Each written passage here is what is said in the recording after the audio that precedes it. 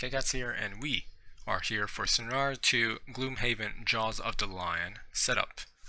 Righto, so let's get started on this setup. Do remember to place your basic Vermilion Raider skills on your deck. Make sure you have refreshed it. So initially, you will now have to find, okay, you know what, I'll just do this. Find your Vermilion Raider set, pull out the first thing. This will be your Vermilion Raider initiative, because now they are no longer 50 initiatives and they will now have their own initiative tracker. So as you can see here, there is two sections with a door icon here. Do be sure to have a activation token ready and start setting up. So usually I like to pre-set up like partially in other room, because usually in the online version, in a non-online version, you won't be able to see this other room here. But since this is tabletop and everyone has already preset it, so they can actually see it. So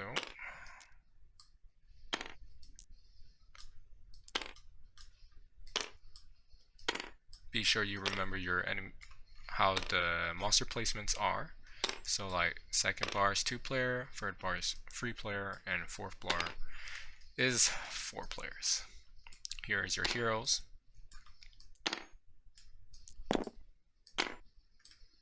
Alrighty. There we go. Now, be sure to turn over to page 14 for your tokens. But before we do that, we will be doing some rearrangement for your characters. So, as you can see here, we have 4 abilities, and now we have 2 A abilities and 2 B abilities with the same name: center mass, close cut, close cut. Be sure that you replace these 2 cards with your 2 B cards. You will not be using both of those A cards anytime soon, so this will be added to your deck of hands. Ooh, okay. Okay, so as we are speaking about this portion, I will now describe how the new tokens will be set up. So the trap icon will be indicated by a trap icon here. Silvers will be indicated by silvers. Treasure chests will be indicated by treasure chests. So let's just preset that up. Do remember there is a number underneath that treasure chest. I'll explain it after we get there. Anyways, money tokens. Each time a player picks it up by walking over it. So let's say Hatchet walked over here and stopped there. He will grab this money token for himself. 1 money token. Unless he has a skill set that allows looting. So there is a looting function right here. Loot, 1 here. However, do remember there is a symbol icon at the bottom right. This will indicate lost cards. So after using this card effect, so collecting money in your adjacent hex, you lose this card. This will go into the lost pile deck. So I will be picking up this card and I'll lose that card in the meantime. And this is where we will now begin to explain short rest. Short rest scenario was supposed to be explained in scenario 1, and I hope you have seen the comment for that, so you won't be as confused. But anyways, short rest is often allowed if you have 2 discard in your deck. However, do remember that each short rest that you take, you will be forced to lose 1 other random card. So let's say you're just playing, discard 1 entire deck, another deck, and here's another deck, and now you are out of cards. This is considered as exhaustion for your character, and that you would have to be forced to take a short rest. So let's say you took a short rest. However, before you can do that, you must reset your cards, shuffle your cards, draw one out, put one in the lost pile, and we lost stopping power. And now you can now hold on to these.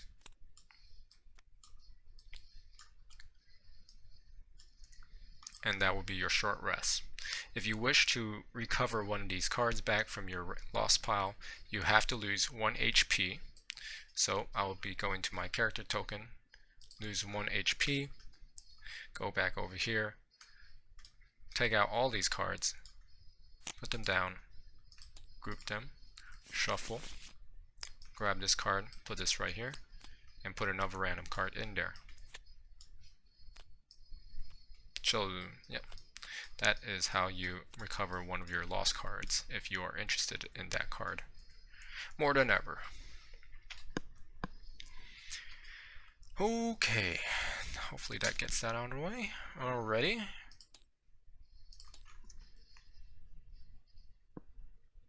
And then for this scenario 2,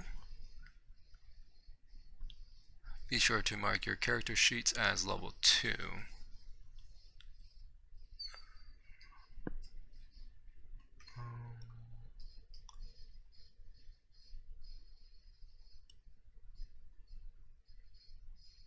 Oh, wait. No, you're still level 1. You are still level 1. Got it. Alright, time to explain these tokens. Now, your silver token, your money token, will be depicted by this icon. This is your coin. Each money token equals 2 gold coins. So remember to record that at the very end of the scenario, if you win. And this trap card, trap tile, is a free damage token for any character who walks over it. However, do be mindful about the placement of the monsters. So let's say there is a trap here and there is a monster here. They will be moving around the traps when they reach their target. Do think about that. Alright, treasure tokens. Treasure tokens are indicated as this treasure signs and also by the number of the treasure below. So it will be within this glossary. So go straight to page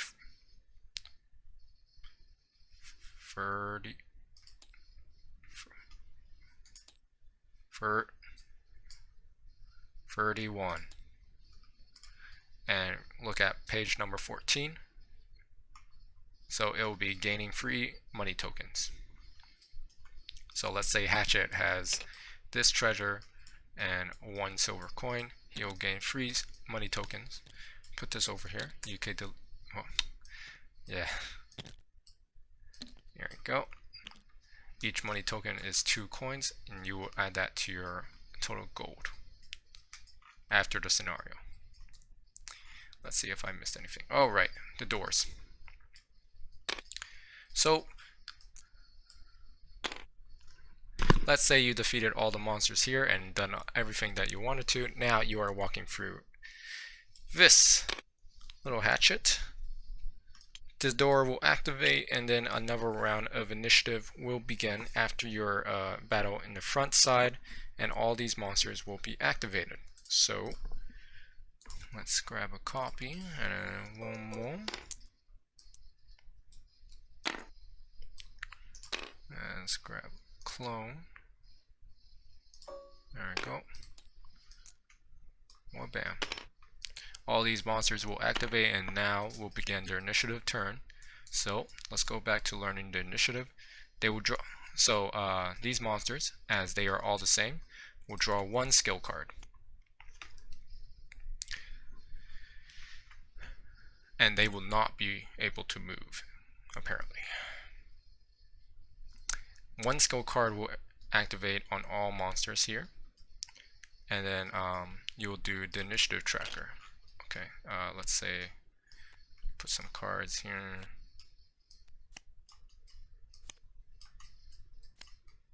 Well, bam. There's your initiative tracker, and the monsters will be going last. Do you remember your damage modifiers for your monsters? I already described that last scenario. Anyways, I think that should be good enough. So when you activate this door, do remember to reset the initiative tracker, and essentially it'll be sort of like the beginning of the scenario when you do your initiative tracker check.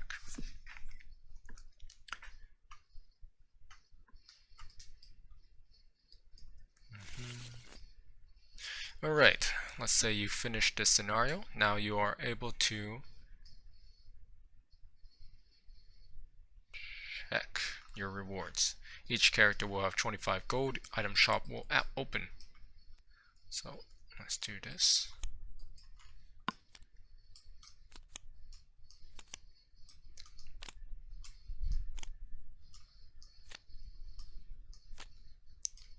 Cards 0, 1, 2, 3, 13 will be activated depending on how your DM wants to do it. So like, oh hey, I'm just going to pull out 13 cards as it has said. So that's 13 cards, and now you will be able to purchase these items after your battle.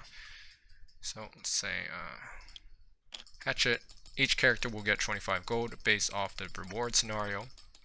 And then Hatchet, because he looted a treasure chest and 1 silver coin, he'll get 8 coins. Well, bam. Okay, where is the item page? You can go away.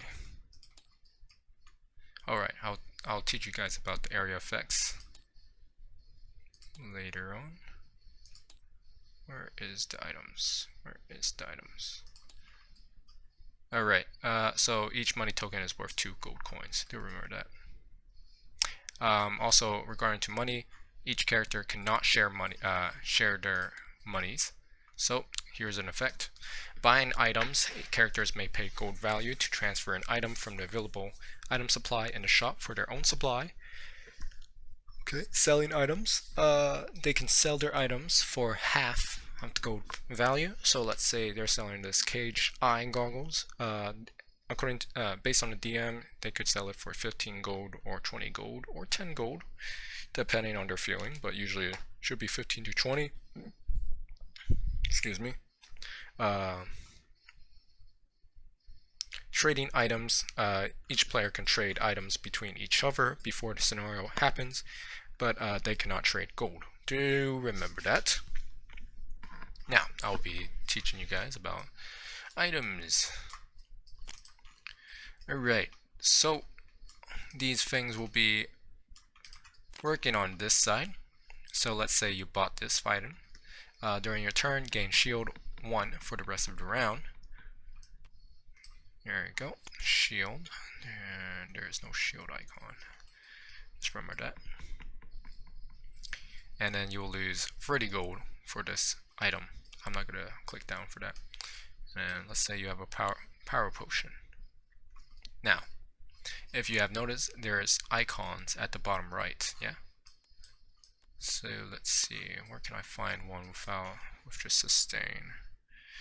Okay. Boop, boop, boop, dragging this over. Alrighty. Here's 1, here's 2, here's 3. Now, each item have a usage. So, card with an X on it means consume. It can only be used once per scenario. Once used, flip over the card to show that it has been consumed. So you'll be flipping this over and it will be never used until your current scenario is ended. Now,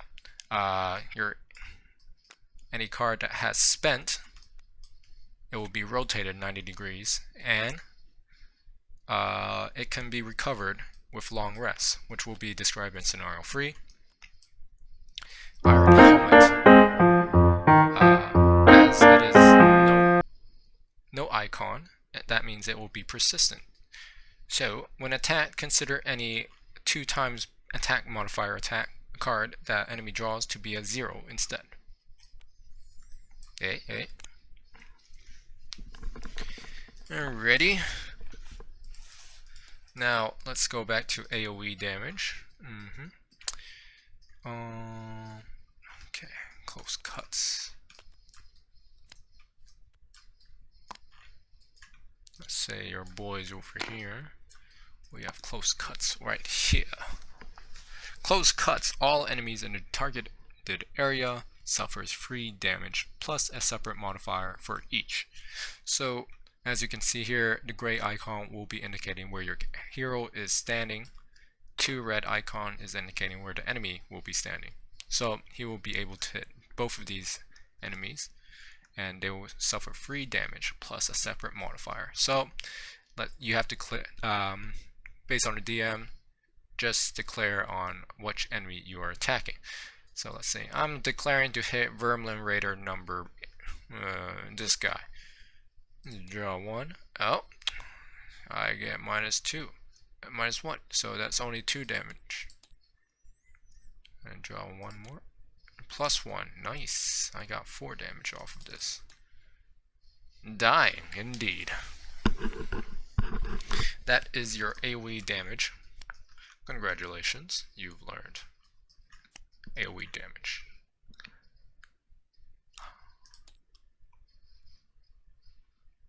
I think that's about... Oh, right. Push and pull. Let's see. There is a push and pull effect in here. Alrighty. There is a push effect, screaming shot. I will be teaching you how to do this.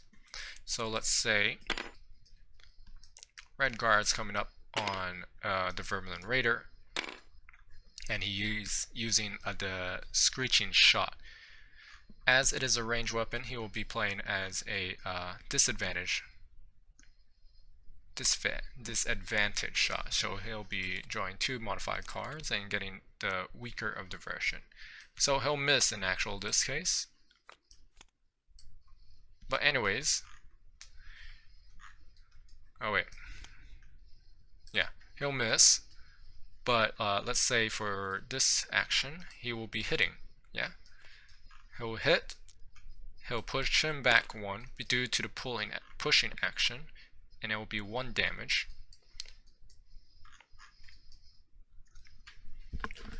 Yep, that is a push and pull, and I'm pretty sure you can imagine what pull effect is like. I believe that is it for scenario number 2. Just remember, glossary page for your treasure is on page 31. And also, if you were to fail the scenarios, all tokens and money experience are failed and retried. Yeah, but the treasure tile can only be looted once. Yeah.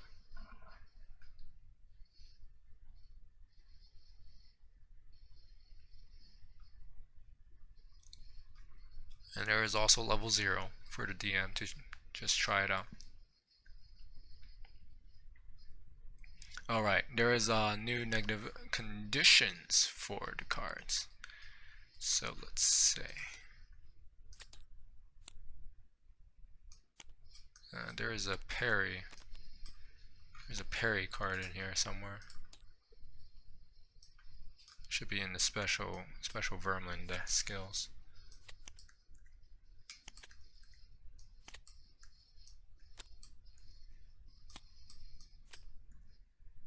Alright, parry, disarm. If the Vermlin Raider has disarm, any enemies next to him will have disarmed ability. The figure cannot perform any attack abilities, and also do remember to pull out your attack modifiers if it does draw a miss by some chance.